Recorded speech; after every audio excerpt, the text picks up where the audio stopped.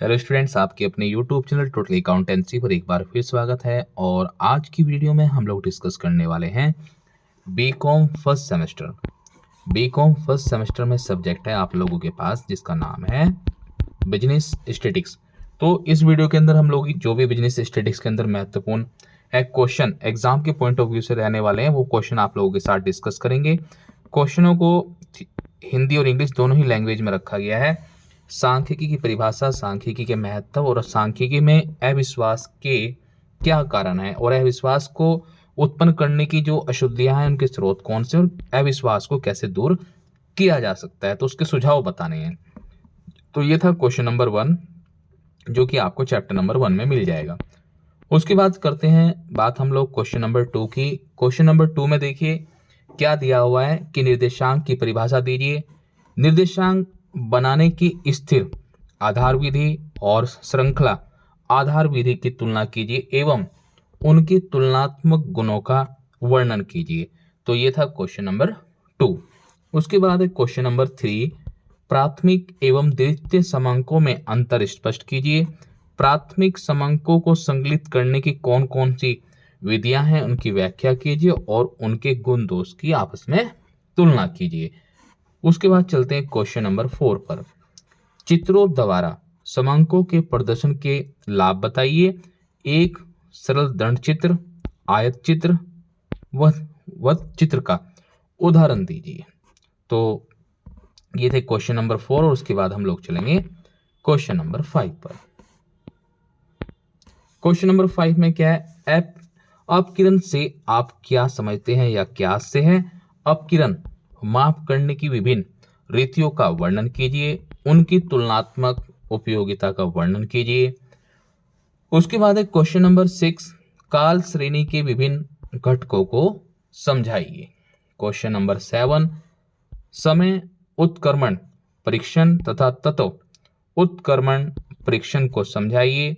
And question number 8, मध्यिका किसे कहते हैं?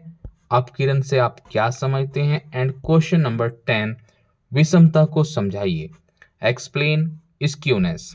उसके बाद क्वेश्चन नंबर 11 रहने वाला है, आदर्श माध्य के कौन कौन से गुण हैं? Explain the characteristic of ideal average. Question number 12, महांक जड़ता नियम को संक्षेप में बताइए, explain in short law of interior of large number. उसके बाद चलेंगे न्यूमेरिकल क्वेश्चन। तो न्यूमेरिकल में देखिए यहाँ पे क्वेश्चन रहने वाला है, दो पदों का समांतर माध्य 32 है, गुणोत्तर माध्य 16 है, तो हरात्मक माध्य की गणना कीजिए। Question number 14, r is equal to 0.72 and n is equal to 8, find probable error। Question number 15, एक श्रेणी में माध्य विचलन गुणांक 0.33 एंड माध्य विचलन गुणांक 15 है तो समांतर माध्य की गणना कीजिए। क्वेश्चन नंबर 16 में क्या दिया हुआ है? क्वार्टाइल डेविएशन है एंड फाइंड करना है standard deviation and MD. Question number 17 क्या रहने वाला है? Q1 30, Q3 68, मीडियन रहेगा 58। फाइंड करना है आपको बाउले कोफिशिएंट ऑफ स्क्यूनेस। सांख्यिकी विभ्रम क्या है? उसके बाद चलेंगे क्वेश्चन नंबर 19।